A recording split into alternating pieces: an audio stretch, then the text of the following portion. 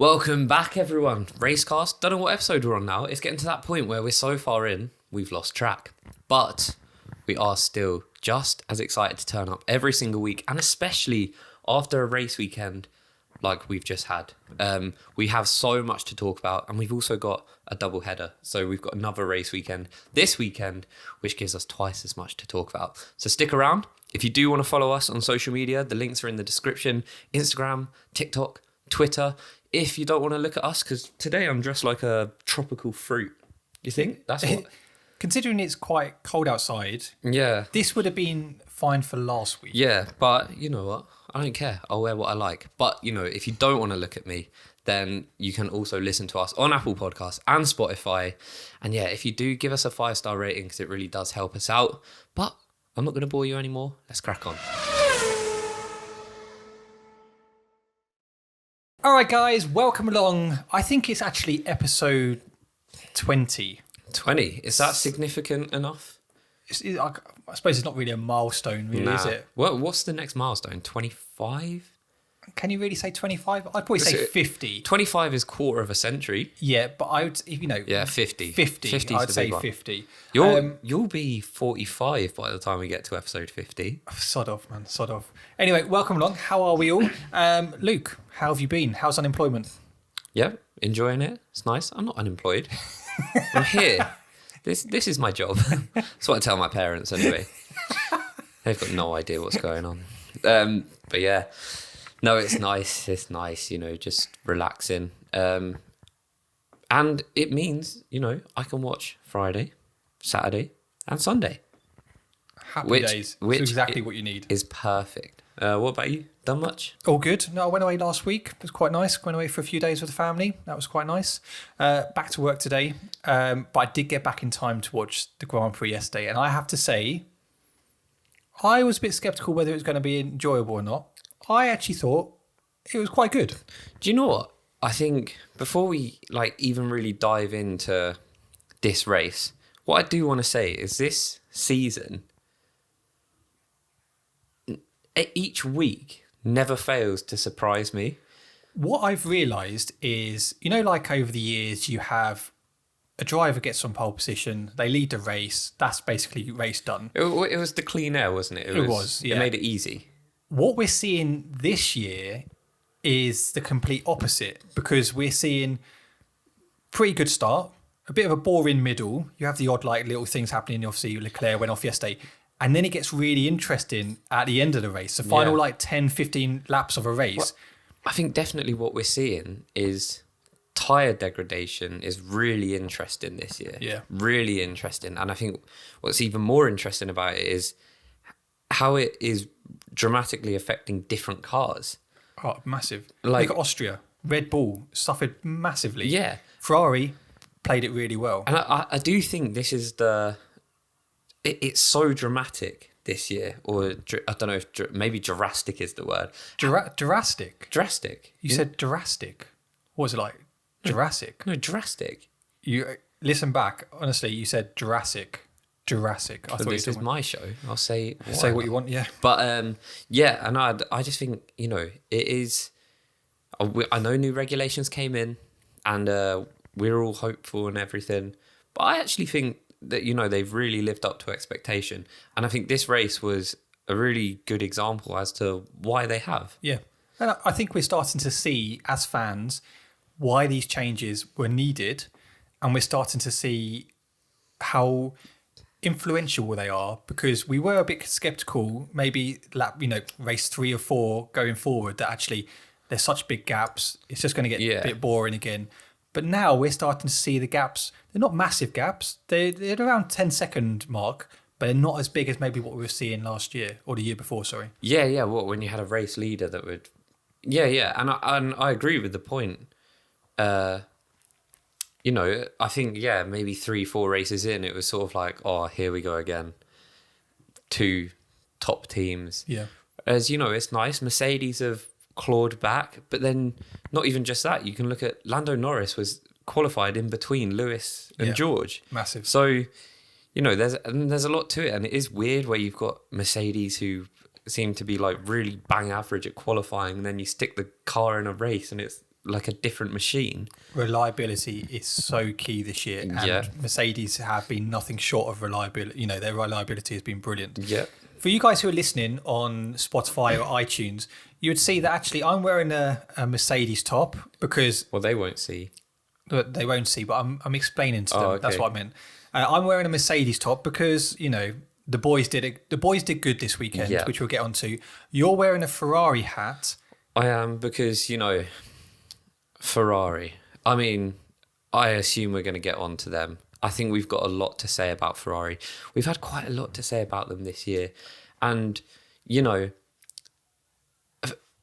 if you based everything off sort of like before the season, the pre-season testing, and even if you based it solely off that car, knowing what it was capable of and knowing what the drivers are capable of, it should be all good. Yeah. But it's not. Sadly, I think 70% of what I have to say about Ferrari is not good. Negative. Yeah. Negative comments. And, that's where not it like comes from. an attack on the team. That is, we're dissecting what's going on here, and they've got some real problems. But let's get into it. So, practice. Ferrari just dominated all through practice. What Yep. do we have in Q1? I think it wasn't it Charles Leclerc? FP1, sorry, Charles Leclerc. FP2, it was Carlos Sainz. Which FP3, Ferrari again were there second and third. Might I just say, Carlos Sainz has been showing over the past few races that he does have pace in there. Yeah. He is slowly unlocking it, I think. And Although I do think he didn't show. He did show it in the race, actually. Yeah. Oh, I think he did a good Yeah. job. And, we'll get onto him in a minute and the strategies. But I said this at the beginning of the season. I do think he has it in him to perform well. He's been very unlucky. Obviously, he had some issues and he made some real big errors in likes of Australia. Yeah. Austria was very unlucky. He was just about to overtake Max, got the engine blowout. And the same for this weekend. He ended up taking a engine penalty, which put him at the back of the grid. He's been unlucky, and I think that's probably the word I'd use for him. He's been very unlucky recently. Yeah. Well. Yeah, and I do think across the span of the season, it's a fairly 50-50 split. If you look at his poor performances, I think it's split between bad luck and driver error. Yeah. Yeah. But yeah, I mean, let's cover sort of leading up to the race, and then we've got a lot to say on Ferrari. So practice pretty much was dominated by Ferrari. They looked good in practice. Getting into qualifying, so we knew going into this. You know who didn't look good in practice? Mercedes. No, they didn't. However, in FP3, Hamilton did finish fourth. Yeah, that is true. And obviously, Nick de Vries was. He was ninth, wasn't he? I believe. Yeah, he drove in FP1. Yeah, 9. I thought that that's quite impressive. Yeah. Because when you look at, I know Nick de Vries is also not like a young rookie driver, but Yuri Vips, when he drove the Red Bull, much faster car. Yeah.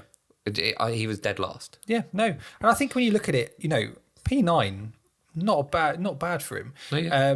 But what I liked is how, I don't know if you've seen the videos of Lewis Hamilton standing next to Toto Wolff during FP1, coaching him, speaking through, different strategies. Yeah. I loved that. And I Yeah. mean, obviously I'm a Lewis Hamilton fan and I love to see that content, but it's great that he's trying to help I love him. seeing that, but like I love seeing that sort of relationship between like Seb and Mick as well, where you sort of get the idea that Seb is sort of showing him the ropes. And I feel you kind of have a similar one between Alonso and Ocon. Yeah. I feel like they have that sort of a relationship. I love it when you see like, an experienced driver sort of, you get the feeling that they're helping out the younger, more inexperienced drivers that have a lot of potential. No, I think, it's good for the sport. It's good for these drivers who are coming through because they want to learn from the greats. And who better to learn from than the likes of Vettel, Alonso, Hamilton? Yeah. You can't get any better than that, can you? Let's talk about Q1 because, I mean, I'll be perfectly honest, another Aston Martin went out with Lance Stroll. I'm also going to be perfectly honest. I actually didn't watch qualifying. I was out for a meal. Disgusting behaviour. So it's a fill me in. So Latifi finished last.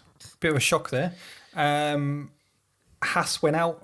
Schumacher went out. He did get into Q2. However, he got a lap time deleted. Okay. So that's why he ended up dropping. I wanted to know what happened there because I saw. I mean, he was 19th. He was, yeah. I mean, obviously, then people had the engine penalties, but in terms of qualifying, So in Q1, he did get into, I think it was P14, something like that, P13. However, his lap time got deleted, so that pushed him back to P19. it's a shame because he had that momentum from last week. Yeah. But I still think he's got it in him. One person who I am quite concerned for, and I'll be perfectly honest, and don't get me wrong, he's had a bit of a bit of bad luck with the car. Zhou, P18 in qualifying. Don't get me wrong, those Alfa Romeos aren't performing as well as what we were expecting. They've gone off the pace a bit. They've been a bit of a yo-yo car. Yeah. They sort of looked good some weekends and then awful others. So I was really, P18 for an Alfa Romeo, it's not good really, is it? And, would you... I can't see them getting rid of Zhou for next season. I think he'll be very much like a Sonoda. They'll give him the chance. They've had a bit of bad luck. And I don't think he deserves to lose the seat. However, he is another one who he needs to start performing, doesn't he? Yeah, no, he does. And then leading into the race, he didn't perform. No, he didn't have a great race. And then he ended up, he didn't even finish it, did he? No, he retired. So yeah, I think, I'd hate to be too harsh towards these rookie drivers because I think if you're going to sign someone up, unless they are exceptionally bad, which he has not been, you've got to give them a chance. First year is their life's work coming to fruition, the amount of pressure that are on them. And I think when you look at it, his bad luck, he's had more bad luck with the car than he actually has of his own errors. The car has had some nightmare issues. Bottas has suffered from them as well. Look at Miami. He was flying through that pack. He got up to like P10 or something, looking good that he was going, he might get points in Miami. Then they have to retire the car. Yeah. So it's things like that, which I just feel sorry for him because he obviously has that talent there. Yeah, and that's the thing. I mean, if the car didn't have these reliability issues, would he would obviously be in a different place because I feel like he would have collected some more points. Yeah. That's going to fuel him with confidence. And then, it has a knock-on effect in the other races. But I think what's affecting him is his poor qualifying. Yeah. So when he's getting into these positions, he's either having bad starts, he's having a few collisions. You look at Italy, for example. Where did Bottas qualify? Bottas 13th. Okay, so not a massive difference, but still in Q2. But that's significant enough because it's it's not like he qualified P15. No, I'd expect him to be in Q2. Alfa Romeos are a Q2 team. Yeah, that's how I see it. Okay, so who's bottom five? I still think Aston Martin's in bottom five. People like Stroll. I expect Seb to get into Q2. You've got Williams. I'd expect both Williams. However, when you look at Alex Albon, got into Q2 again this weekend. No, and this is the really interesting thing where, I know we've spoken about it, but the biggest thing is like, it's all the car. Someone like Alex Albon is showing that actually the driver is a huge affecting factor there. No, I agree. And, he's definitely outperforming in that car. No. But yeah, I think both Williams should be in the bottom every single week. But, Alex Albon, give him his due. He's doing phenomenal. Or you could flip that the other way. Should they actually both be getting into Q2 every week? And is Latifi dragging them down? That's not even a question. We discussed this. Are you new to this? What? We've been saying how bad Latifi has been since episode 1. No, I know, but you just said both Williams should be going out in Q1. No, they should be going out in Q1. Yeah. So what I'm saying is actually Albon is outperforming that car. No, or is Albon just performing regularly in that car and Latifi is performing exceptionally bad in that car? Oh. Yeah, now do you see my point? I see your point, but I do... Is that car when you look at Williams, they've got 3 points this year. That's a car who isn't performing. And yeah, but you could finish every race in P11 and you'd have 0 points. Yeah. But you're still performing. And you're getting into Q2 in theory every... Yeah, true. I don't know. Very, very good point there. But what do you think? You listening, you watching. Do you think Alex Albon is actually just driving very well, but not like outperforming the car? It's actually a half decent car, but we use Latifi as the benchmarker. So we think Albon is doing a really good job. Yeah. Or is Latifi just doing an exceptionally bad job? And he's just unable to even take that car to where it should be. But then, or is it just a bit of both? Latifi did get P10 in Silverstone. Yeah, I actually think Latifi had a good race yesterday. I know he had to retire in the end because of a certain individual there who I actually want to have a little chat about at some point. What, a little K-Mag? A little K-Mag. But I thought Latifi actually had a good race. Yeah. We'll get on to him in a minute. Let's just finish off on qualifying. So Albon P15, Gasly went out in P16 in Q1. Tsunoda outperformed him again this weekend. Tsunoda was like P8. P8. You know, when I say outperformed, I know Tsunoda retired, but what I'm talking about is actually qualifying. Yeah. Ocon, big surprise, home race. That's Gasly's home race as well. Yeah. Well, they both performed. Ocon was only P12. Yeah. I was expecting him to get into Q3. Gasly went out in 16th. And I mean, when you look at, Danny Rick went out in P11. Can you please remind me? I've got to talk about Rosberg and Danny Rick because he made a comment yesterday which made me laugh, but also just massively confused me. Nico Rosberg did. Yeah. But I'll get onto that in a bit, so stay tuned for that. And then when you look at P1, phenomenal. We knew, obviously, Carlos Sainz knew he was going to start from the back. Yeah. The teamwork between both Ferraris, was phenomenal. Well, so that I had to watch qualifying twice just to watch how it worked. So this is the thing, right? I didn't watch it, but I read about what happened. They obviously got Carlos through to Q3. Yeah. Just so he could give Leclerc the toe. And it worked beautifully. It was beautiful. This is the thing, right? So you look at Ferrari from that perspective and you're like, strategic masterclass. Yeah. Brilliant. Why go and ruin it in the race? Yeah, no, I know. We'll just finish off. So Max finished second, Perez third, Hamilton fourth. Phenomenal lap from Lando Norris to split the Mercedes. Now look, here's the same. In regards to that McLaren, is Norris really just driving the wheels off it? Or, is he actually it's not a bad car and Danny Rick is dragging them down? Or is it a combination of both? I think it's a combination of both. I think over a lap, it shows it has a bit of pace there. Oh, 100%. But I think when it comes to race pace, it's very different. You can flip that to Mercedes. Yeah, no, you could. But so, I do think Lando is... Lando's poised for a big seat. And he should do. Something is telling me it's Red Bull. I said this before, didn't I? Was it me who said he would be good in a Red Bull, and you said nah? I can't remember. It was me, yeah. But I just get the feeling he's got that really good friendship with Max. I can see it. He is ultra quick. He is quick. I can see it happening. I'm not sure I could. I don't know if I could deal with that. Oh no, I wouldn't be a fan of it, but I could see him. But I think he deserves it, and I think there are only 3 teams that the top drivers, the very best drivers at this point in time, should be looking to go to: Red Bull, Ferrari, Mercedes. Yeah, and I know Mercedes are obviously not the quickest, but you have to look at it from a potential perspective. No. It would still be a no-brainer to try and get Lewis's seat when... Well, it's interesting because we discussed this before. Do we think Lando will win a race with McLaren? I said I don't think it'd be this year. Their car was a lot better last year. Oh, a lot better. I think maybe over the next couple of seasons he might get a race win with them. However... How many more seasons do you see him there for, though? Well, no, this is the issue. We know Perez, for example, is going to be at Red Bull until the end of 2023. Is he, though? Well... I know he signed a contract. Right? And I know we're going to touch on Perez when we dive into the race, but, if he finishes behind those Mercedes and Carlos Sainz, Red Bull are going to have to take a look at that.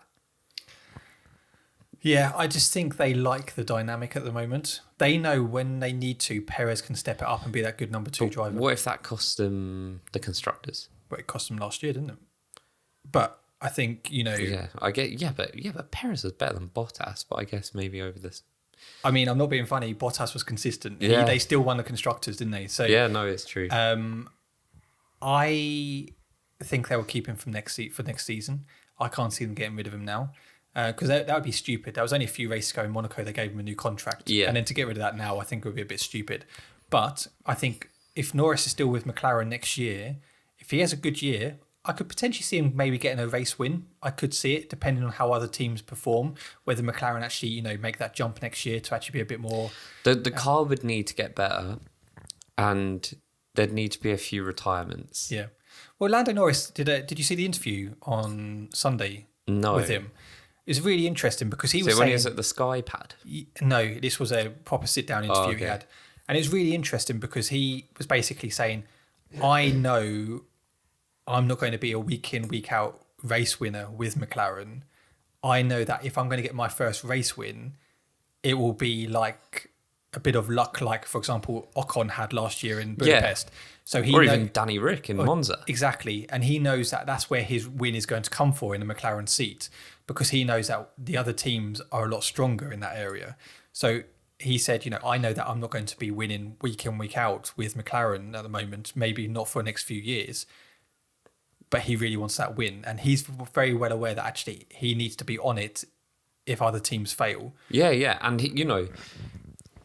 he is the one that is always poised. And Alonso.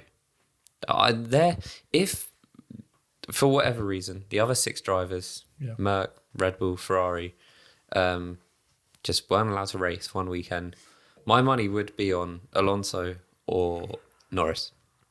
Yeah, see, I'd chuck Ocon in there. I think the Alpines are a lot stronger. The Alpines are very quick. Yeah. I just think Norris has that pure pace. He does. I do also think Ocon is very good. But can we just also state, whether we think they're going to win, you've also got to take your opportunity. Yeah. Norris had his opportunity last year in Russia. He got dealt a dodgy hand. Yes. Okay. I had this discussion at the weekend actually about this. And yes, he got... For me, it was immaturity. Yeah. In the sense of Lewis, for example, Mercedes said, we want you to come in now. He listened to me, said, okay, fine. Yeah, we actually spoke about this last week. Was it last week we spoke about this? Yeah, and it's very different because, they didn't tell Norris to come in. They didn't say, come in. Yeah, no. They said, what do you think? What do you think he's going to think? He's out front. He knows he's only got to do a few more laps and then he's won it. He's obviously going to try and push to the end. But that goes, also with that, it's the team as well. As a team, they let him down to win his race. Massively. So taking his opportunities comes with 2 ways. It's like the driver's decisions and also the team decisions. But they let him down at Monza as well. Yeah. That was his race to win. I'm sorry. Yeah, I mean... That was. Well, I understand Danny why Rick, number 1 driver. Yeah, I understand why they didn't let him pass, but that was Lando's. No, I agree. Should we get onto the race? Yeah, let's because there's a hell of a lot to talk about. So let's talk about the start. I thought it was a phenomenal start from Lewis getting up into P3. He could have gone for P2. Yeah, I think he picked his battle wisely there, and he knew that there was no point getting involved in that. Alonso up to P5. Quality another great start. Terrible start from George. Yeah, it wasn't great. He got sandwiched quite quickly, didn't he? He got out of shape in turn 2 or whatever it was. And I think a brilliant start from Leclerc. Just before I go on to Leclerc, Tsunoda got taken out on lap 1 by Ocon as well. He was unlucky from that aspect. Great. He was. P8. I told one of my friends to bet on an AlphaTauri getting a top 10 finish as well, and I feel like he would have got it. Oh, he had it. He had the pace there. Yeah, and I've been really impressed with Tsunoda. I also said one of the Alpines in top 6. Did you? Yeah, that came in. I did also say a Merc win, but yeah, wasn't we went far off. Yeah, far off. Let's talk about this. What really matters: the battle between Charles Leclerc and Max Verstappen. Can I just say, I loved it.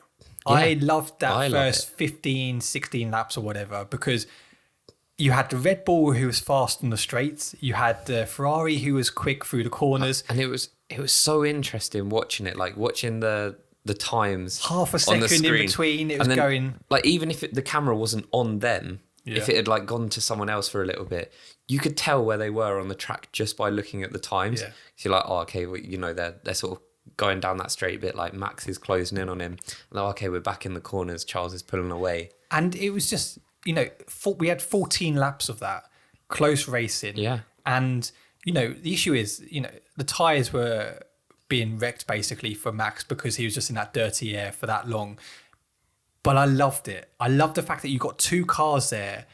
And from a strategy point of view, you know, Red Bull on the straights looks so quick. That car was, or just is, But even insane. with the DRS, we say Red Bulls are quick.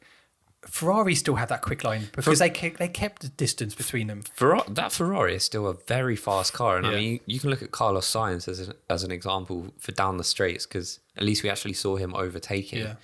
That car is quick. So, yeah, I know we always talk about the Red Bull straight line speed, and most people do. Don't write off that Ferrari. No. That Ferrari is quick. So we had that great battle there. Lap 15, I think it was, Red Bull pitted Verstappen, got him out of that dirty air.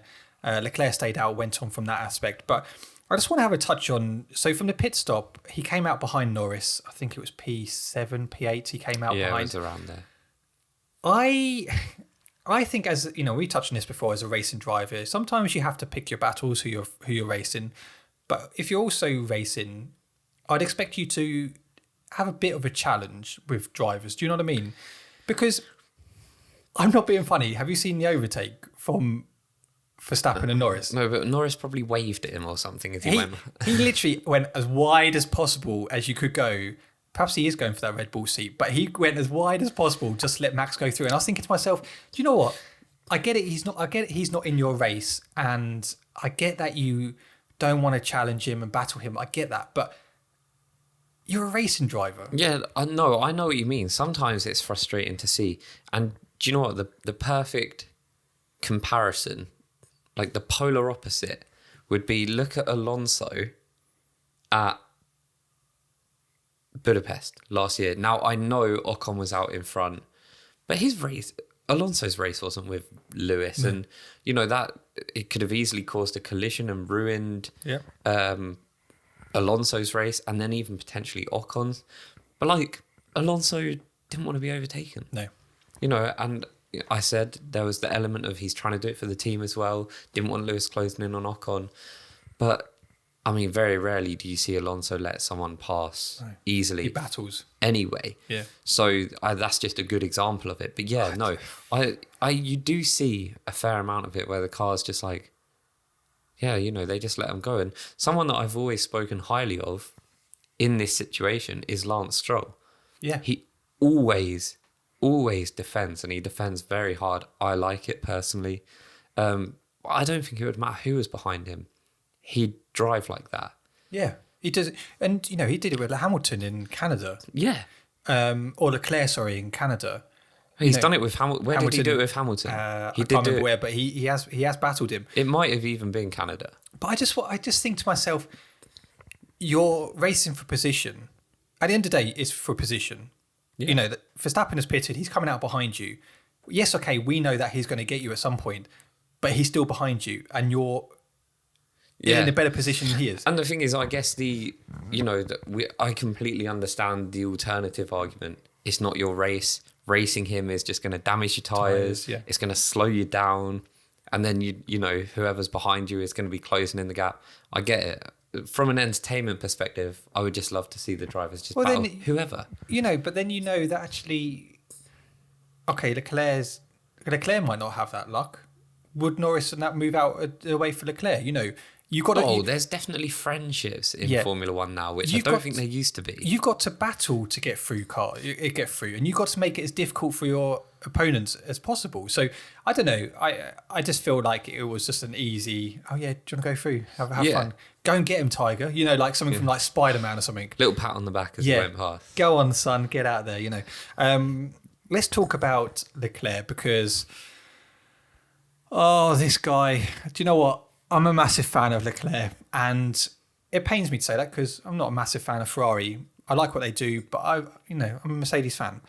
But I love Leclerc, and He's a good guy. he spun. He was in the lead. Initially, I was thinking, oh, there's got to be a problem with the car because surely he can't just do that to himself. However, it comes out that and do you know what? I give him his due as well. And the one thing I love about Leclerc is his honesty.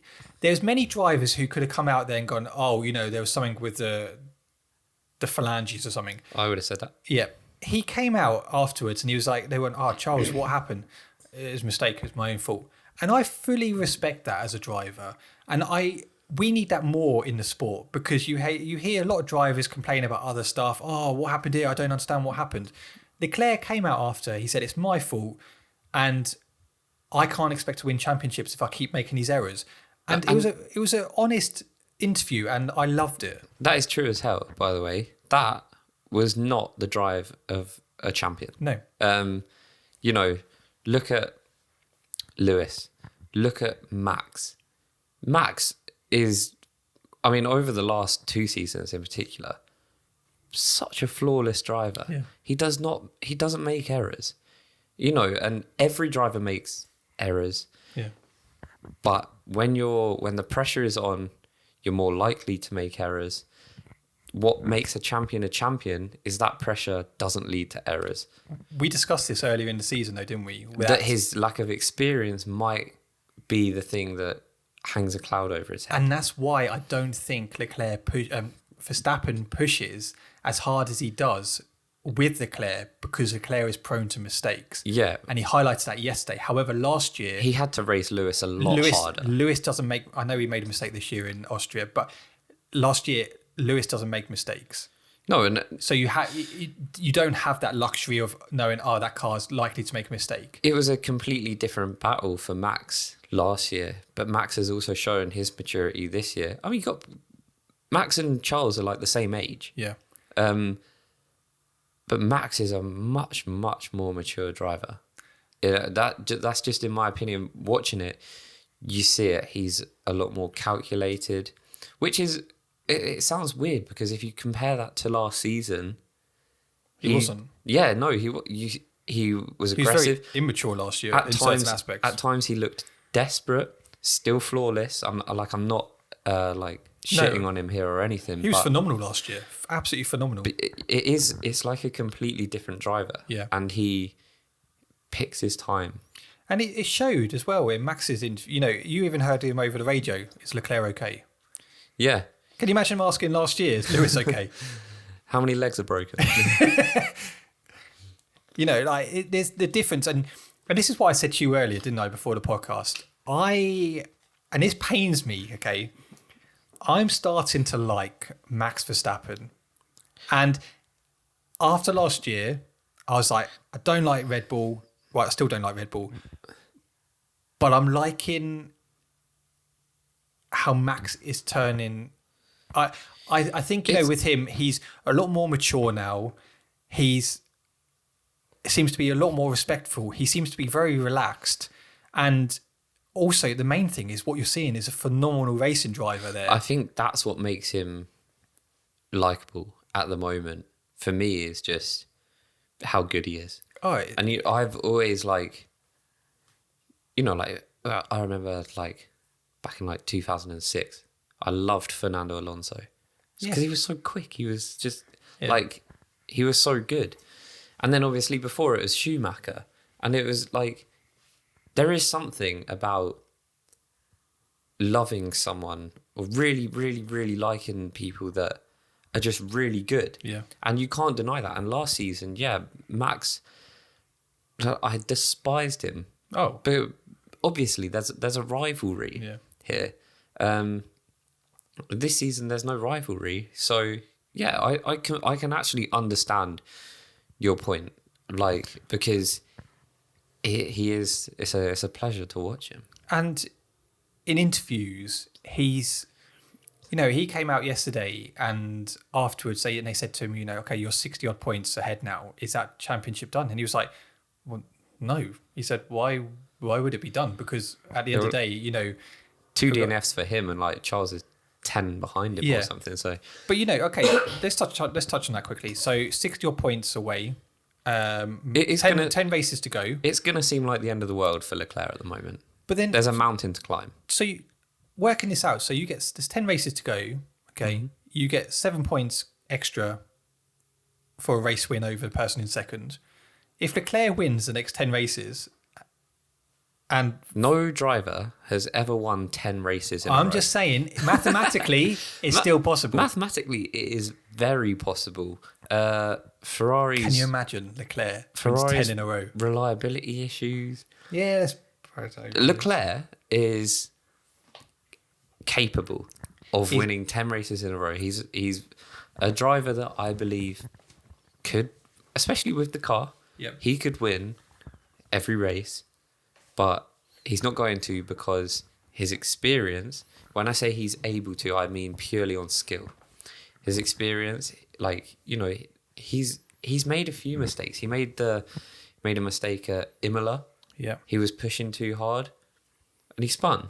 I can't remember any off the top of my head now, but obviously this weekend, he has a mistake in him. But that's the interesting thing, isn't it? That's when you know a real champion. And Max Verstappen, minus what happened in Abu Dhabi, he showed last year from his consistency, his driving style, he is a worthy champion. Yeah. Charles Leclerc is still lacking that. He's in a top car, a top team. With top ability as a driver. Don't get me wrong, he's skillful. But can he really handle the pressure? And will that be the difference? Will he ever win a title because of that? Because there's certain drivers who can deal with that pressure and there's certain people who just can't do it. My personal belief is that he is someone that will be capable of winning a championship. I just think this season, and it saddens me because, I know none of the Merc boys are going to win it. So I want Charles to win it. But I would not put a single penny on him winning it. No. I would bet my life on Max. Not only because of skill, but just because of, he drives like a champion. Yeah, and he's been flawless apart from all the reliability issues. Every race he's done, he's been superb. This is weird because doing this podcast, we're just praising Max Verstappen. Yeah, and especially if you came to the start of the season, the start of this podcast and us coming in before the season had started where, we probably thought Max and Lewis were going to be head-to-head and we would not be saying nice words about him. But this is the thing with us guys. And I think sometimes we've had comments going, oh, you're just Mercedes fans. We are fair when I feel like we can be neutral. And give him his due. Max, if he wins this year, he's fully deserved it. He's been flawless. I even said that last year. I thought Max was 100% a worthy champion last year. It was just in the way that it happened was obviously... It tarnished it a bit. Yeah. But I think this season, he's going to go on and win his second championship. That's my belief. And I think he is absolutely the right man to win it. Yeah. 10 races to go. I can't see anyone else winning the title this year. The thing that still haunts me is Leclerc's scream in the radio. That is going to keep a lot of people up at night. Have you seen the video that F1 have posted today about afterwards? Because there's some helicopter shots of him afterwards getting out of the car and going behind the tyre, the barrier. No. Oh, have a look at it after. What's he doing? Well, he's literally just heads in hands. He's it actually makes you sad to watch. They obviously showed the video of him walking back through the paddock and everything. Oh no! This one is literally him taking his helmet off behind the barrier and literally just head in hand. Oh, so as he was walking through, he had his helmet on. He had his suit down. Oh, he put it back on. This one was he crying? I don't know, but I feel like for him, he knew that this was his race to win. Yeah, I feel like he would have won it. That Ferrari was quick. I mean, I know Max is quicker than Perez, but Sainz is also slower than Leclerc. Yeah. And Sainz overtook Perez. I feel Charles would have stayed ahead. Charles would have won that race yesterday. Yeah. They had enough pace in that car. And he knew that. Yeah. And he what I'd actually be interested to know, and I have actually seen this before, I know it's somewhere, the most DNFs that a driver has had while still winning the championship I don't know. in a season. Do you know? I'm going to find that out for you, and I'm going to report back to you next week. Okay, cool. Because I think that will be really interesting. You know, if Leclerc won it now, would he be the champion with the most DNFs? I don't know. But I think it's getting to a stage where he actually can't afford any more. You know, I know a lot of things for people that a championship is over. 63 points or whatever it is, you know, A lot can change. when you look at Leclerc, he was 40 odd points ahead at the beginning of the season. So things can change. Reliability has been key this year. So, you know, Leclerc, all it takes is a couple more wins, reliability issues for the Red Bull, then Max is back in it. Leclerc is back in it. But that's the only issue, right? He's banking on the fact that something is going to go wrong with that Red Bull. yeah. Because something's not going to go wrong with Max. The only saving grace for Leclerc this year and how he can actually turn around and say he had a good season is from now to the end of the season, he just needs to be flawless. Yeah. And that's the only way going into next year he can have full confidence that he has turned this around and he can handle that pressure. I do think nonetheless he should be proud of himself this without a doubt. season. You know, this is the first time he's really had a competitive car. Yeah. I know he had the 2019, the Ferrari was like, it was okay. Yeah. It was better than what it was for 2020 and 21. But, you know, he's got a car that's out in front. He hasn't got a Mercedes that is powered by a spaceship. The only concern now for those Ferraris is Mercedes coming back into it. So That should be keeping Bonotto up at night, because Mercedes are going to swipe that number 2 constructors spot from under their feet. I mean, the difference between Ferrari and Mercedes is Ferrari aren't reliable. Yeah, Mercedes, you know that they're going to finish the race. Yeah, and that's the thing. That's, you know, if you're Mercedes, that's the thing you've got to be happy with going into each race, because you know that actually Red Bull or Ferrari can make a mistake, or there'll be reliability issues, or, you know, they won't finish a race. So, you know, from a Mercedes point of view, you've got to be very proud of what, you know, that alone. Maybe they won't have the, you know, the pace as such as the other cars, but they are finishing races. Well, because we should actually mention, obviously I spoke about the upgrades that were coming, and they did bring upgrades. I'm not being funny. I'm informed there's more to come. Very disappointing. Yeah, As a Mercedes fan. I wouldn't say we saw anything better.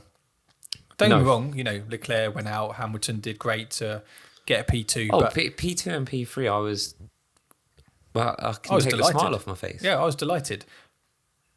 But if Charles had finished, then Hamilton 3, 3rd and 4th. Is that anything better than... If Ferrari didn't piss Carlos Sainz's strategy up the wall. Should we get on to that? So...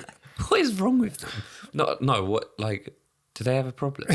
Right, let's get on to that. Okay. So Carlos Sainz got an unsafe release during a safety car. Which, by the way, that was horrible to watch. I mean, not only did it almost take out Alex Albon, they almost killed the McLaren guys. Like, Jesus. So he got a 5-second penalty for that. They brought him out. He was on hards. They brought him out on mediums with 30 odd laps left. Loads of laps. Didn't quite make sense to me, because I was like, okay, fine. So left him out. He was flying through the pack. He ended up getting up into P3. And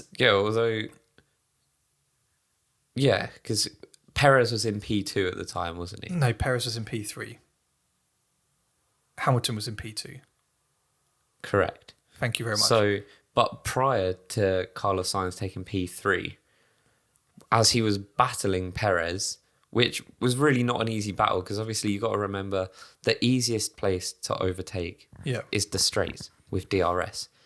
Well, that Red Bull was very, very quick. We knew that the setups were the polar opposite. Yeah. So it was really hard for Sainz to overtake him. Then eventually he's in a position, he's finally worked himself into this position where he can overtake him. And it's like, you've really worked hard for this. They're on the blower to him saying, box, box. And he's like, mate. Not now. Leave me alone. He just ignored it. So We knew there was like 10 laps to go. Was it 10, 12 laps to go? He just overtaken Perez, and they were like, "Oh, box." He had the pace in the tyre. He had the pace. Ferrari are basically saying that, they could see from their telemetry that the tyres were going to go off that before the end of the race, and actually potentially he could have lost places to Perez again, George Russell, and maybe even Alonso. It was worth it. Lose those places. I think, don't get me wrong, they got the fastest lap by bringing them in. They put him onto softs. Oh no, was it another set of mediums? Because that's the thing. Mediums or softs, one or the other. They put him on something. I think, he came out on, he didn't come out on softs. I don't think anyone went on softs. That was the funny thing though. Like, I can't remember I think it was Binotto, I think they're actually speaking to. He was like, oh yeah, but we brought him in to get the fastest lap. That's an extra point, mate. That's 1 point, and you've potentially cost him P2. Yeah. Because, See, I don't think he would have got P2. I think he would have got potentially P3 or P4. I do believe those tyres would have gone off by the end because he'd been on. He had been on them for a long time. Those completely. But even Nico Rosberg was saying at the end, he was like, those tyres would have gone to the end. Oh, they would have gone to the end. I don't know how quick he would have been on those because I think it was worth the risk. Yeah, I agree with you. He had nothing to lose. He had done all that work to get through the grid. I think there was a podium up for grabs, especially. Right, when you bear in mind, okay, so he's got in front of Perez. Okay, Lewis might have been a bit more awkward. Lewis was showing quite good pace in the car. Sainz probably would have caught him, maybe overtaken him. Then his tyres drop off. Lewis maybe get the position back. Yeah. Perez and George were scrapping. Yeah. That was slowing them down. I'm just unsure if I feel like a podium was there for the taking for Sainz. I would agree with you on that one. I'm a bit perplexed by Ferrari strategies. It makes no sense. We praised them in Austria. We said they did a great job there, and they come back and do this. They did, but they did still produce a car that couldn't finish the race. True. Yes, but they still got Leclerc to get the win in Austria. And they've had numerous calamities. Monaco. Yeah. They stole that win from Charles. Yeah. Oh, yeah. No, and I don't quite... Silverstone. They stole that win from Charles. Yeah, keeping out on hards. Yeah. Yeah. I just... Like Rosberg said, you need to look at your team, get rid of whoever. No, and it's the harsh but true reality of the situation. These teams are the best in the world. These strategists are the best in the world. And I'm not being funny, right? The team we're talking about is Ferrari. They're not just one of the best teams in the world. They're the team. Do you know what I mean? They're Ferrari. These are the people who are... And it's sad to see because you've got people like Leclerc and Sainz who are great guys. I really like them. And apart from obviously yesterday with Leclerc, they're making these costly errors which are actually putting Mercedes back in the mix to get a P2 in the Constructors. Which is just, honestly, that is mental. Which I would never have imagined saying a few races ago. But their strategies are literally costing them points week in, week out. Yeah. And it showed yesterday, another poor mistake. I do agree with you. I think it'd be worth keeping Sainz out just to see where he'd finished. Yes, they got the extra point. They took the extra point off Max. But, in the grand scheme of things, they could have got more points. Yeah, and also, if he stayed out for a bit longer, could he not have built the gap up a bit more to, the boys behind him? So, or, what they should have done is pitted him... Much earlier. If you're going to keep them out, or if you know that you're not going to get to the end, bring them in early. Give them more of a chance to actually chase after the likes of George or Perez. Yeah. But instead, they give him 8 laps or something to try and do that. And then he finally overtakes him. They're like, "Come in, mate." Yeah. I would have been. He was livid, but it was a waste. It was just a waste of a race for him. Yeah. In my opinion. No, I agree. That to me was not damage limitation. No. And through no fault of his own, he drove brilliantly. Yeah, he was phenomenal, and that's why he got driver of the day. So, let us know what your thoughts were. Did you think they mucked up his race? Let's just finish off on the race. If you didn't, then what's going on? You must think that. Russell had a great battle with Perez. Had a bit of a collision. Obviously, the new rules are that actually from an overtake, if you're going into a corner, if your front wheel is in line with the rear wheel of your opponent, then it is acceptable to go for the overtake and there's no penalty. And that's what happened yesterday. Yeah, there was no penalty. I thought there was no gap really to go for that, in my opinion. I thought George maybe... Perez had shut the door, really. Yeah, I thought it was an ambitious effort. What I also found a bit strange is, would it have not actually just been better for George to... Perez had to close the door, right? That put him well out of shape. Yeah. Why didn't George just drop back onto the line, Get him on. take the corner? He would have taken him on the next straight. Yeah. And then Toto... I mean, George was evidently not very happy that, like, he wasn't being given the position. He was livid. And I think Toto did the right thing, essentially came on and said, shut up, mate, and carry on driving. That's the only thing that worries me with George at the moment. Yeah, but he's young. He's going to be hot-headed. But he is. But I would... When you look at, was it Imola last year when he took out Bottas? Yeah, gave him a little slap. I was hoping that he may have learnt... No, but I mean, George is, 23 years old? Yeah, but okay... It takes like, I think it comes with age. Yeah, as well. True. I get it. But, you're now racing in the top team. You know, they're the 2021 Constructors Champions. They're the top team at the moment. The last 8 years. Yeah. There's levels, isn't there? When you've got... Yeah, but I mean, look at Lewis when he was younger. Yeah, no, I agree. He was racing for McLaren, who, they were, at the time, one of the best teams. Yeah. And he was very different to what he is now. Yeah. Ignore me, I'm talking crap. No, I agree I with you. understand it. Like, but I think it's because we've gone from watching Bottas, who is a pretty chilled driver in a Mercedes seat, Lewis, who, rarely do you see him get angry on... Yeah. But then, I think George is he's younger. Yeah, no, I agree. I do agree. What we should talk about is this man. Can I just finish off Perez battle? Oh yeah, did we not finish it off? No. Oh, because obviously then we had a virtual safety car with who went off? Who was it? It was Joel. Who retired? One of them. I can't remember who retired. Was that his collision? But there was also a collision between Latifi and K-Mag, but I don't think that wasn't that. That's the car who retired on the... I can't remember who retired at the end. Who retired? It was... I think it was Joel. No, but he... No, because he was it K-Mag? I can't remember who retired. Anyway, someone retired, which meant there was a virtual safety car, which then caught Perez having a bit of a nap because George managed to get quite close to him. I actually saw today Perez isn't very happy. No shit, really?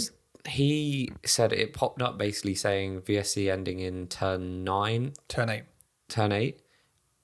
And then, so like, they all have their little strategies where it will give them the edge when the green flags are out.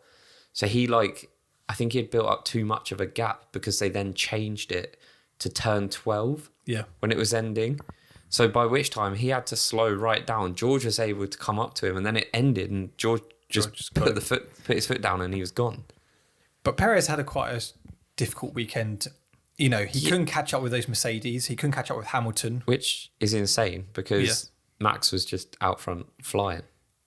And perhaps this just shows that there is such a big gap between, I was hoping Perez would be in the title fight. If anything, he's, in my opinion, out of it completely. Oh, 100%. He's done. He really showed that he is prone to errors, and he made a massive error yesterday with misjudging the George Russell overtake. I think he backed up our point that he is a fantastic number 2 driver. Yeah, which is kind of a backhanded compliment.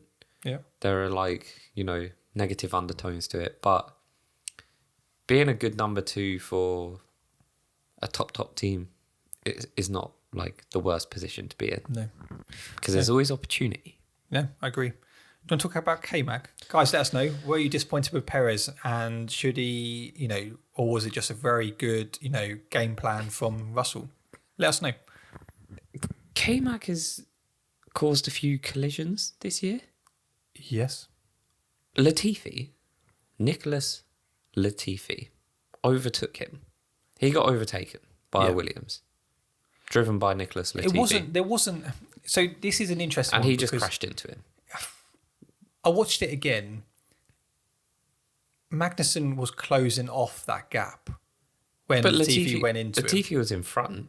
He wasn't in front. He was right by the side of him. No, but when he got hit, he was in front. Yeah.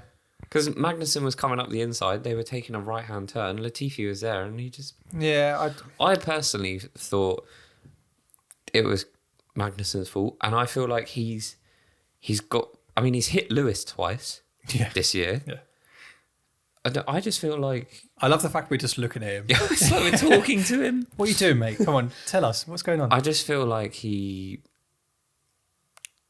I was more just annoyed that I was thinking like, this is probably going to do Latifi a world of good. He's actually overtaken someone. It looked like a good overtake, to be fair. Yeah.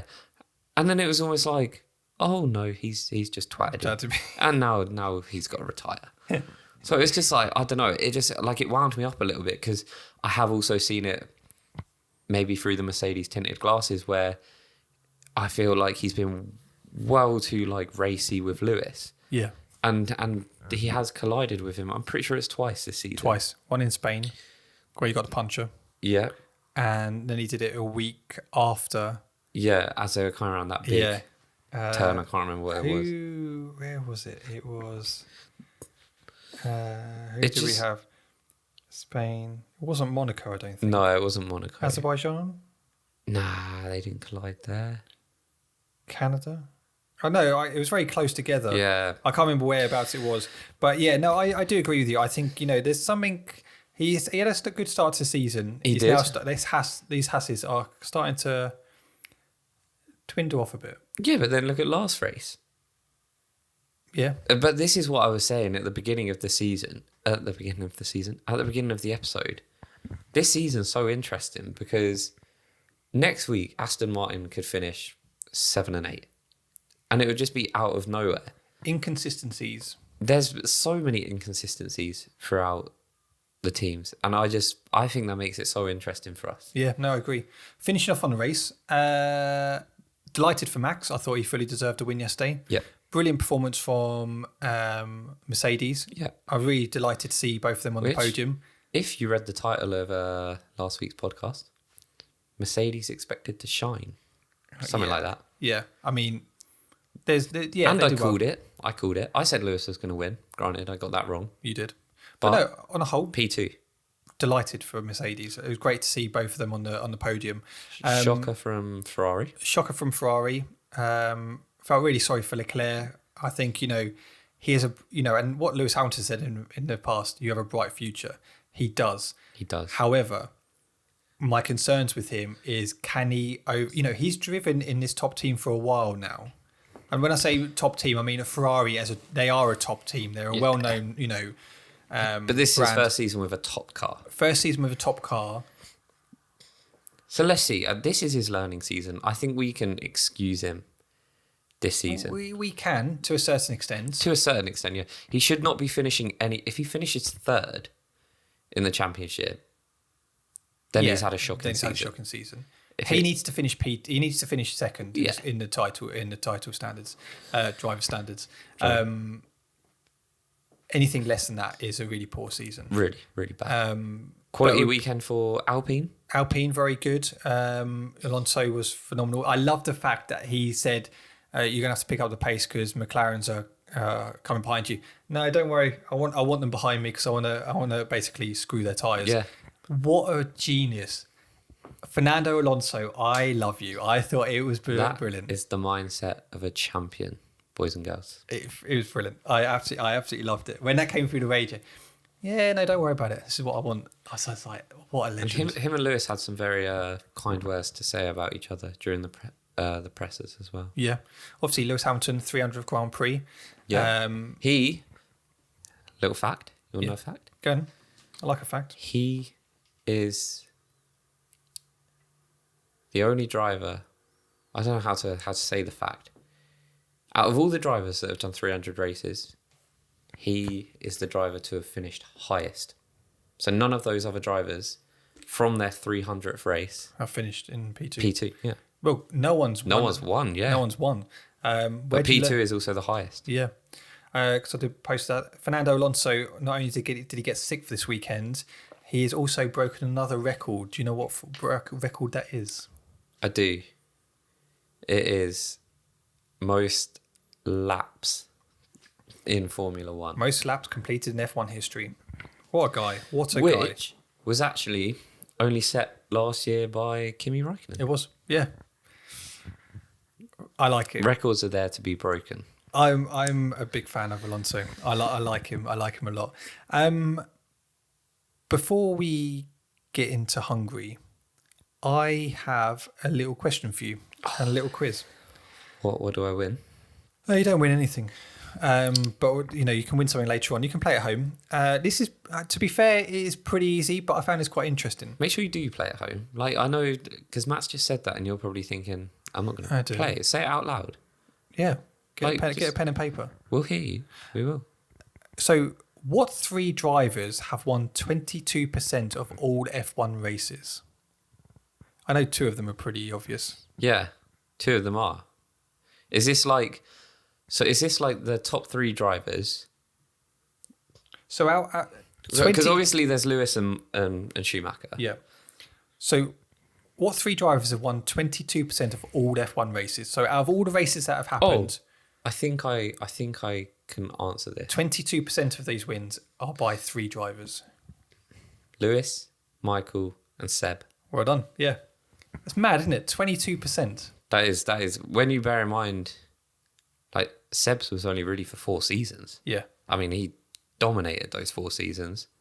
I find I like these. I like this little whenever they come up. And do you know where I found that? Reddit. Yeah. What is that? Well, it's a forum. That's my joke. Oh yeah, sorry. Okay, it's your joke. Shall we get on to Hungary? Yeah. Not let's do Spa. it. No, yeah. Last week we said it was Spa coming up next week. That was a lie. Yeah. It's Hungary. I like the fact that someone just came out. Actually, it's not. It's Yeah. It's We're not perfect. We're human. So let's quickly touch on Budapest because I'm thoroughly excited for this race. If it gives us anything like it was last year, we're in for a treat. The only thing is, it's quite an awkward track to overtake at. It is, yep. Before we get into your little quiz where you can actually win some goodies, okay? And I haven't looked. Good. For you at home, if you don't know, I'm going to tell you the schedule. So FP1 is on Friday at 1 till 2. FP2 is Friday 4 till 5. FP3 is on Saturday 12 till 1. Qualifying is 3 till 4. And the race on Sunday is 2 till 4. Obviously, this is the last race before the summer break. So basically, we have a month off.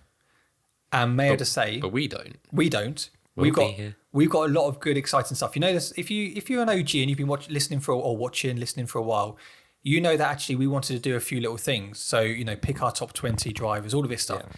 This is all going to come through the summer break. So we'll bring you the latest news each week. We'll have an episode every week. But now we're going to have a bit more fun with it over the summer. Shit still goes down over summer. F1 doesn't just go to sleep. Even though Luke does. So... Shall we play for some prizes? Okay, so every week you'll be well aware that Matt quizzes me on the upcoming race and I have a chance to win like a month's paid mortgage or a food shop. Haven't won it just yet. I have come close. You have on come close. The odd occasion. Yeah. And one time I did actually cheat. Yeah. Which that was wasn't fun. No, it was quite fun. Nobody likes a cheat. It was quite funny, like the look on your face though. I was like, whoa. But I came clean. I would never cheat the system. If I do get it right, it will be because I just get it right. So here we go. You can also play at home. Maybe I'll get your notepad out. Yeah. How many DRS zones are there? 2. 1. 1? Yep. It's not up the pit straight either, is it? It is. It's coming out of turn 14. That's a DRS dissection zone, and it's down that straight. Is it? Yep. Not up the... See, I was thinking of also the straight, like, up the middle of the track. No. Like, here. Yeah, I thought it was there, but no, they've taken... I don't know if they had one last year, but no, it's only one. One DRS zone. Fair enough. This is for... This is for a weekly shop. Okay. Hit me. When was the first Hungarian Grand Prix?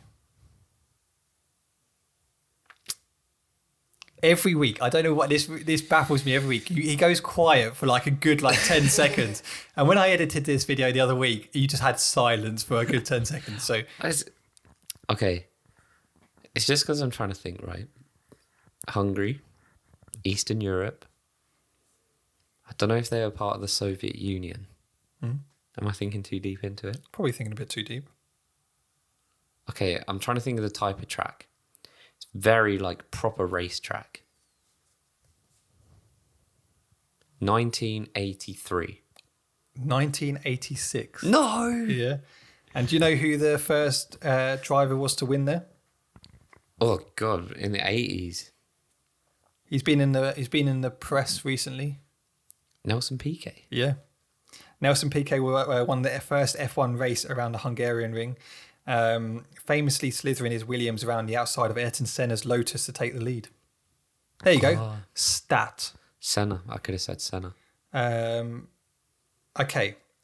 Number of laps. Now this track is long. Okay. So this is where you can win 1 month of your mortgage. How many laps? Okay. So we've just had Paul Ricard, which is a pretty long track. I'm pretty sure this is longer. It gets me so nervous. I don't know why. Every week. 46. 46 laps you're going for. Yeah. 70 laps. Is it short?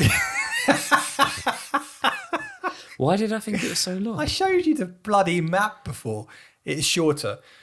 Okay. I swear I thought it was longer. No, mate. No. 70 laps. And finally, lap record. I want you to tell me who the lap record is owned by. Who owns it? Who owns it? What's the word I'm looking for? Holds it. And the actual lap record time. And for this, I don't know, what do I get you? Half your food shop. Okay. So I know Lewis has been extremely successful at this track. Yep. Seb also won it twice in a Ferrari. Did he win it when Ferrari were cheating and they had that stupid engine? Okay, so there's 70 laps. So I'm going to say that the lap record is 1 minute 12.8. 1 minute 16.6. Oh, fuck. And I'm going to say it's held by Lewis. It is. Did he get it in 2020? It is, yeah. It's held by Lewis. Most wins there. Definitely Lewis. Yep. And how many do you think? Lewis, pretty sure he won it in 2007. Yes. He won it in 2009. Yep. I'm going to say 2008. No. Was that when he didn't? Okay. He didn't win it. And then I think 2012. Yep. 2013. Yep. 2016. Yep. 18. Yeah. 19. Yep. 20. Mate, well done. That is phenomenal. Yeah, smashed it. So he's had 8 wins there. The driver with 4 wins is Michael Schumacher. Last time he won there was 2004.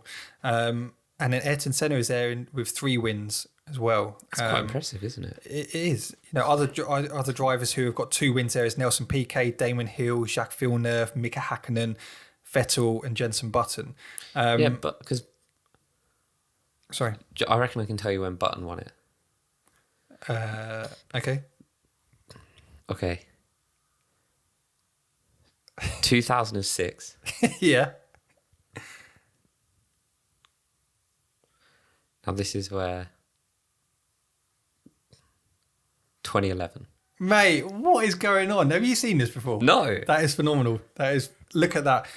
We're not bad for Drive to Survive fans, really, are we? Not bad. Can you tell me, before we continue, who is the most successful constructor there? Ooh. And how many wins do you think they've had? Well, now I've got to think back, because obviously Mercedes have won it. I'm not sure. Did Nico win there? He must have won it in 2016. I go. Nico Rosberg has never won it. Never.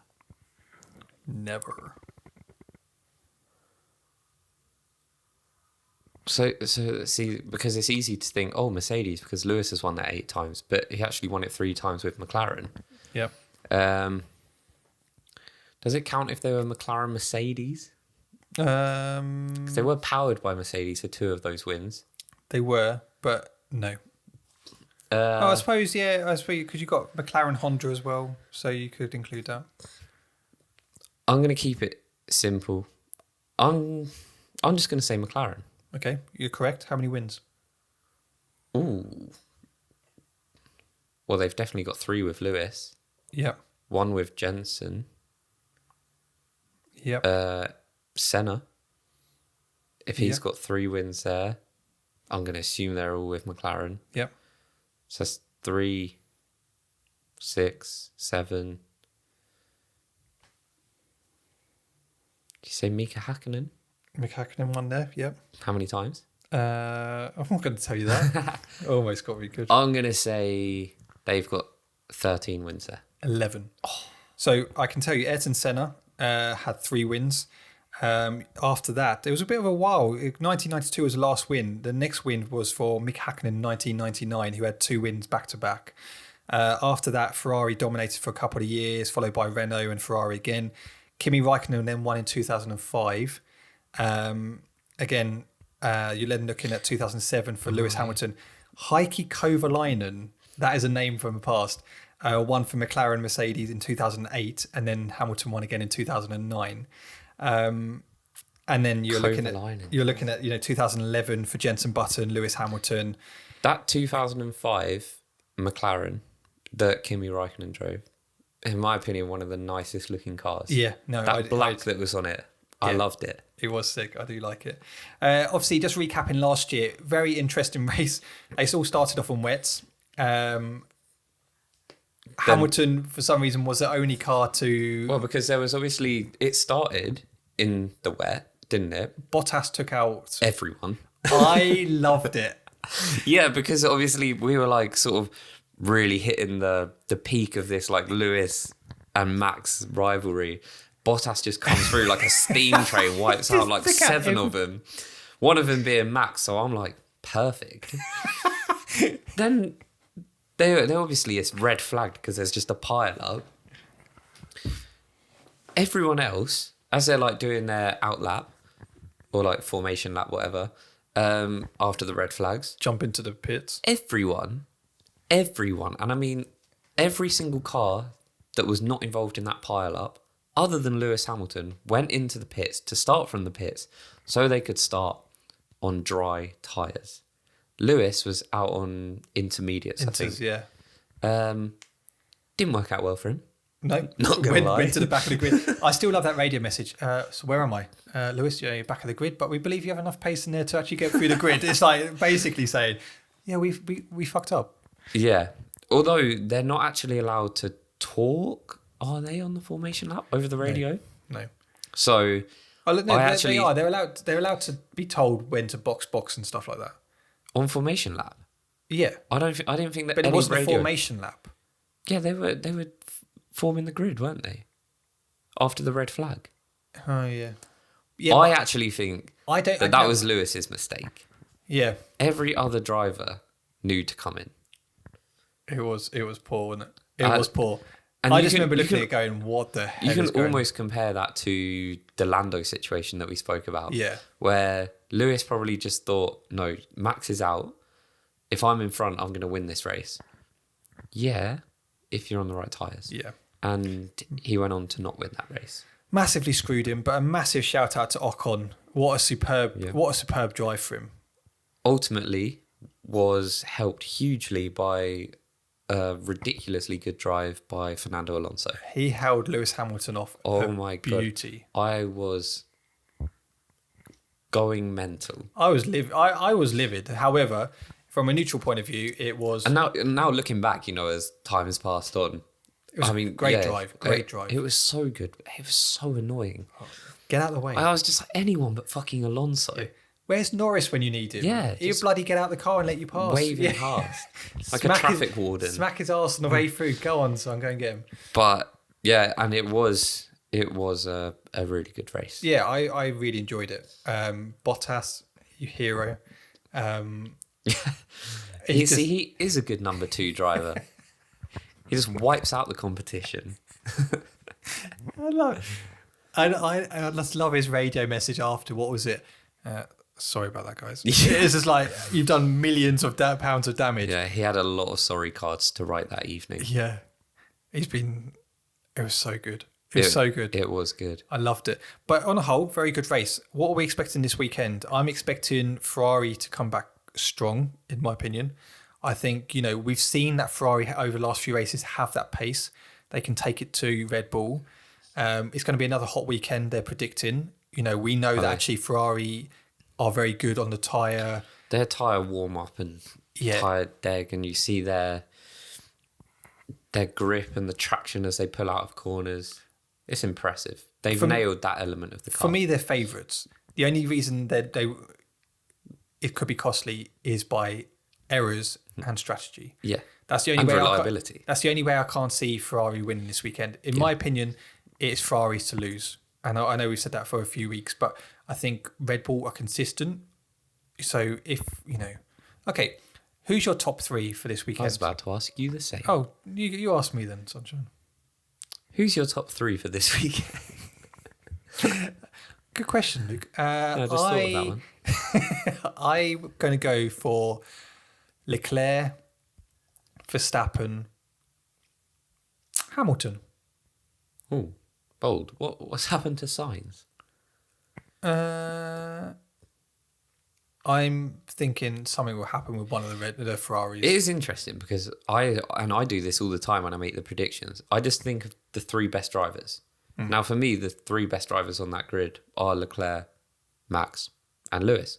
Leclerc in the fastest car, Max in the second fastest car, on some tracks, the fastest car, and then Lewis in a bit of a shitbox, but reliable. Yeah. So in my head, I always think, surely Leclerc, but I'm going to Leclerc, Max, and Lewis, but I'm going to mix it up this week. I'm going to say Leclerc, Sainz, Max. I'm going to predict that Ferrari can't have another bad weekend. From like a luck perspective, they can't have an issue with the car. From a strategy perspective, surely they've learned. And from a driver perspective, Sainz has been in really good form. Charles will need to bounce back after last week. So that's where my... and if,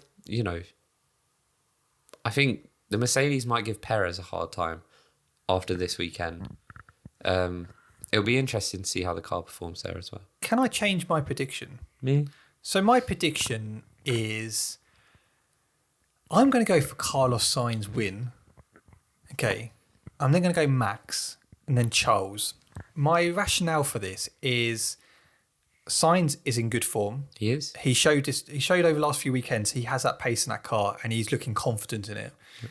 Max, I think, is starting to become consistent now. I mean, Max really always has been. Yeah. My only reason for Leclerc is he's prone for mistakes, and it all depends on how he's mentally coming out of that race this weekend. Yeah. Heading into Budapest. Because that really seemed like that was like the pin in the balloon moment. Yeah. Where he sort of, it all came out. That was his to lose yesterday, and he screwed it. Yeah. So it's whether, these moments I think are definitely make or break. Yeah. Like I say, this was the volcano erupting for him. He's either going to come back and be like, right, I've learned from that. I'm a new driver. Yeah. Or he could easily capitulate. And I think, when I mean by mistakes this weekend, I think in his mind, the type of mistakes he might make is by either going too deep into a corner, pushing too hard, and I still think he'll be in the top 3, but I think if he does make a mistake, because it's got to be there. You've made a mistake last week, and quite a big mistake, costly mistake. What's he going to be like in this weekend? Yeah, it's going to be looming over him. Am I just the guy that throws it away? Because I think if you had a couple of weeks in between, I think it's okay. But the fact it's only a week later, is it better sometimes to actually have it like that so you can get over it quicker? Or I don't know. See, I think he's going to come out flying. I think he's going to pull it off. I'm just going to go for Carlos Sainz win. Yeah, I think that is very plausible. Shall we get on to fan questions? Let us know. Comment down below. What is your top 3? Let me know. Is it you? Do you say you're asking me the questions this week? I can ask you. Yeah, I can ask you. That's fine. But yeah, each week follow us on here. social media, and we asked you guys to send in your questions. And I have to say, when you start these off, you do wonder what type of questions you're going to get in. Why is the sky blue or something? But you guys send in some brilliant questions. This is actually a good one because we haven't really touched on this in today's episode, at least. What's wrong with Pierre Gasly this season? Could he do better in another team, such as a McLaren? Or are we actually getting to a point where we're seeing why Red Bull decided to take that seat away from him? So there's 2 trains of thoughts here. So yes, like you say, are we now seeing the true Pierre Gasly in the sense of actually, was he just lucky last year? Was he with solid performances? Were other cars just a bit worse? Was he sort of just biting back? Yeah. And are we starting to see the real Pierre Gasly? My gut feeling is actually it is the car he's struggling with. He's just been quite unlucky with the performance. I still think there's a talented driver in there, and I do think if he went to a top team as such, well, I say top team, if you went somewhere like Alpine or McLaren, I think you would definitely see a better performance from him. Like a competitive midfield team. Yeah, I think you would see a better performance from him. But I don't know what's going on with him this year. He's been very unlucky. I think AlphaTauri as a whole have struggled badly, which is quite surprising, really, because they have that Red Bull engine as such, and they're not performing anywhere close. Yeah, and there's got to be some collusion going on there. Like, there's no way that it's completely separate. Yeah, Red Bull must be slipping some envelopes like under the door. This is why we're so quick. Yeah, do this when Max comes round, let him through. Okay, yeah, which they did nicely last season. That was good of him. If you were a betting man, are you a betting man? No. Pussy. But if you were. Yeah, okay, if I were. And you were walking to the bookies. Yep. And you had to put £10 on Lewis or George to finish higher in the Drivers' Championship this season. Obviously, George is... How many points ahead? Not too many now. 20? 14, something like that. Is it not 20 something? Don't think so. I thought Lewis is on like 120 something. George is on like 140. But whatever the difference is, 10, 20, it's around that mark. 10 races left. Where's your money going? Lewis. You're starting to see Lewis Hamilton come back into his own now. And he's taken time to adjust his car. But now you're starting to see the best, the top form Lewis Hamilton. That was a really professional race in France. Great start. He kept his distance. He kept that pace. He looked last few races, he's been on the podium in the last 3 races. For me, there's no turning back now. Lewis Hamilton is back at his best. You get him that pace, you get that pace in the car, then he'll be challenging for wins. I just think he, at the moment, is too good. I am also still waiting for the race, because we haven't had this yet, where Lewis and George race. Yeah. You can, Miami's a terrible example if that's what you're going to use, because Lewis's tyres were old. Yeah. George was on fresh tyres. I'd like to see them both on like, similar age tyres, getting racy. I think it'd be good. I just still think Lewis Hamilton has more in him. My money would be on Lewis, and I do think, you'd be silly not to put him on. Have you heard though? They asked him the question, do you think you'll see out your contract? Will you continue? There is talks that Lewis Hamilton apparently is willing to maybe stay on for the next 2-3 years after his contract. Okay, look at Alonso, right? Now, Alonso is a great driver. I don't think you can compare him to Lewis. No. I think there are only... I know it's also complicated because the issue is Lewis has had a really fast car, but he's also been a very flawless driver. Oh, yeah. But Alonso is someone who is way past his prime in terms of age, and he still is very, very competitive. Yeah. I would still love to see Alonso in a fast car. I think it would be really interesting. So why would Lewis want to retire if he's still got years left in him? If the car is good, we could be talking in 4 years' time and talking about Lewis going for number 10. Do you know what I mean? He is that caliber of driver. For me, deep down, he wants that 8th title. He wants it. Like when they asked him, he's like, it's not about the title. It's about, what we can do as a team with this. Like, bullshit. He wants to win that 8th title. Bullshit. Yeah. And if Mercedes can, by the end of this year, get this car into a proper competitive car, going into next year, he has that chance. If he's driving at his best still, yeah, he gets better year after year, and that showed last year. That took so much out of him, and he's still coming back. And he's showed in France, he's still putting in those performances, and that was a very professional drive. Yeah, and you still can't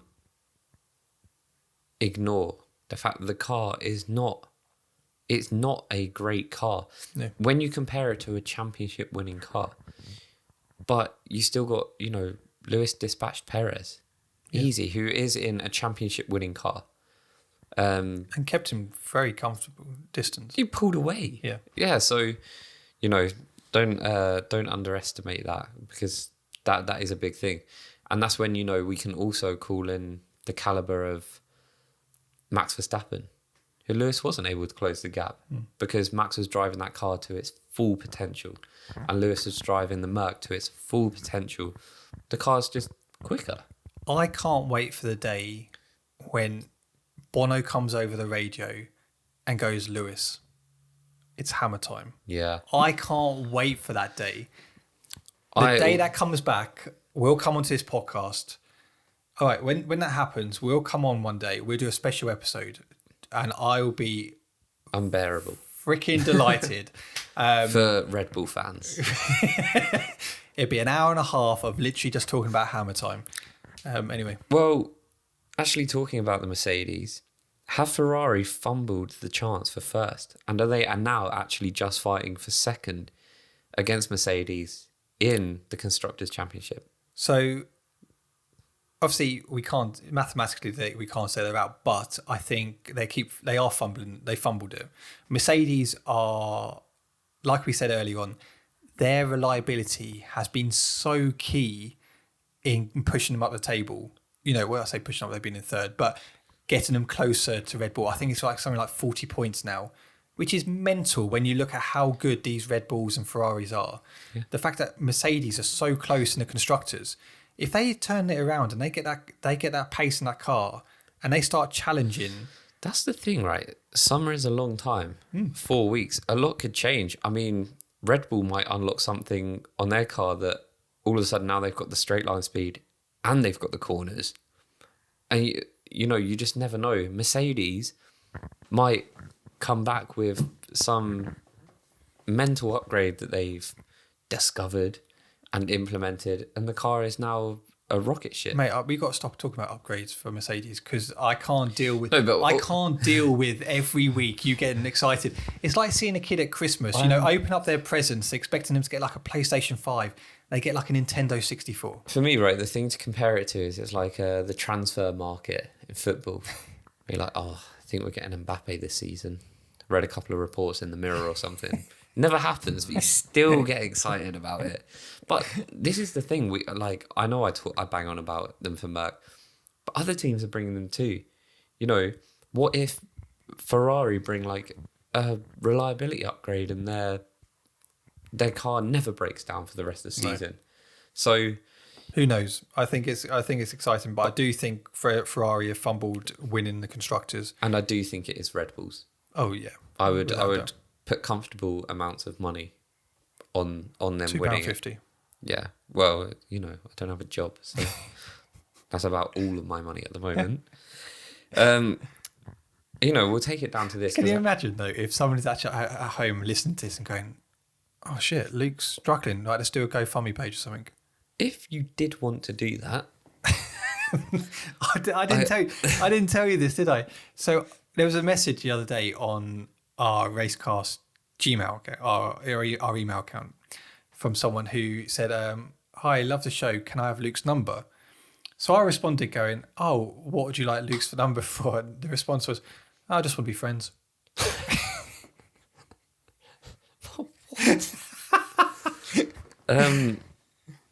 No, you can't have my number. It's nothing personal. I just don't know you. But DM me on Instagram. I kind of liked it. It was actually quite cute. Just want to be friends. Yeah, I appreciate it. I want to be friends as well. I don't even have Luke's number. But let's keep it to Instagram. I won't be giving my number out anytime soon. And I think this is a good one just to sum up the episode, because there's been quite a lot of talk about this. Pure ability, pure skill. Charles or Max? Pure ability, pure skill. Now, for me, it would roll off the tongue. Max. Yeah. Pure ability and skill. I think when you really delve into that, I think you look at everything as a driver. You look at, you know, how calm they are under pressure, you know, how they drive. You know, I think pressure is a really big thing. I think, you know, when you look at how you drive under those intensities and those pressures, I think when you look at Max, he's flawless in that. Leclerc has got a long way to go. Technically, he's a very good driver and a very talented driver.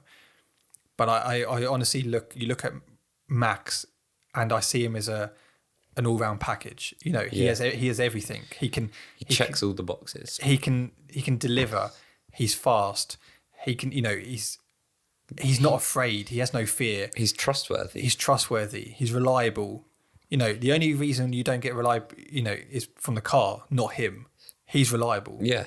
Yeah, I would always say for me it's Max. But that takes nothing away from Charles. I'm not sure I understand. Oh, well. Siri disagrees. Siri. Whoa, all right. Getting personal. What does Siri say? Lewis. Oh. Anyway, on that note. Right, guys, thank you so much for the questions, and hopefully you enjoyed the episode. Remember, check us out on Spotify and Apple Podcasts. Leave us a rating. We really do appreciate it. Check us out on YouTube as well. Hit that like button. Subscribe if you are new. New episodes every week. And yeah, we'll be back next week when we'll be reviewing Budapest. And then we'll be discussing what we plan to do over the summer break, which we got a lot of exciting stuff coming. So stay tuned for that. Thanks for all the support. And we shall see you next week for a brand new episode. Bye-bye.